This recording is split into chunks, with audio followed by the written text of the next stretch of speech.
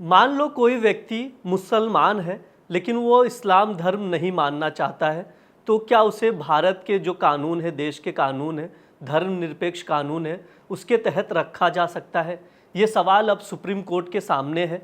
Supreme court ने इस मामले पर सुनवाई के लिए तैयार हो गया है। अब सुप्रीम कोर्ट इस पर सुनवाई करेगा और फैसला सुनाएगा कि अगर कोई मुसलमान इस्लाम धर्म मानने से इनकार करता है तो क्या उसे धर्मनिरपेक्ष कानून यानी देश के कानून के तहत रखा जा सकता है या नहीं। यह मामला क्या है उस पर मैं जाऊंगा, पूरी तरह आपको बता दूं। इसमें नोटिस भी जारी कर दिया है सुप्रीम कोर्ट ने, केंद्र और केरल सरकार को नोटिस जारी किया है और इसी मसले पर जवाब मांगा है।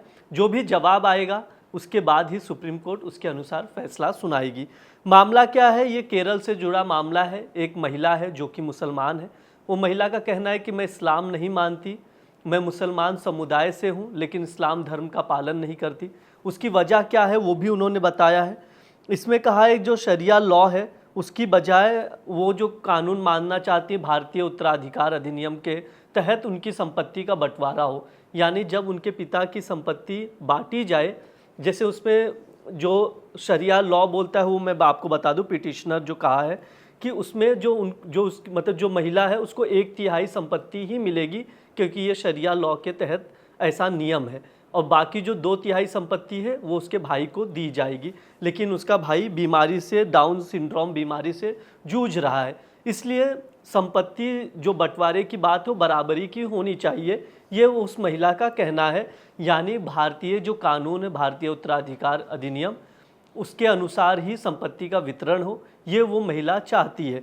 और इसके अलावा और भी उसने जो जो चीज़ें बताई हैं, इसमें ये कहा गया है कि उसकी एक बेटी है, महिला की मौत के बाद सारी संपत्ति उसकी बेटी को नहीं मिलेगी। उसमें जो उसके चाचा हैं वो भी दावा करेंगे क्योंकि ये शरिया लॉ कहता है, ऐसा नियम है शरिया लॉ में। इसी के खिलाफ याचिका दाखिल की गई और कहा गया है कि ये जो शरिया कानून है मुसलमानों का, ये उस महिला के अधिकारों का हनन करता है। ये महिला की ओर से दाखिल की गई याचिकाओं में कहा गया है। जो याचिका दाखिल की गई है उसमें इन चीज़ों का जिक्र है और बार बार महिला ने सिर्फ एक ही चीज़ कही है कि उसे धर्मनिरपेक्ष यानी भारतीय कानून के तहत न्याय मिले। इस मामले में जो भी अपडेट आएगा हम आप तक लेकर आएंगे। देखते रहिए India.com। शुक्रिया।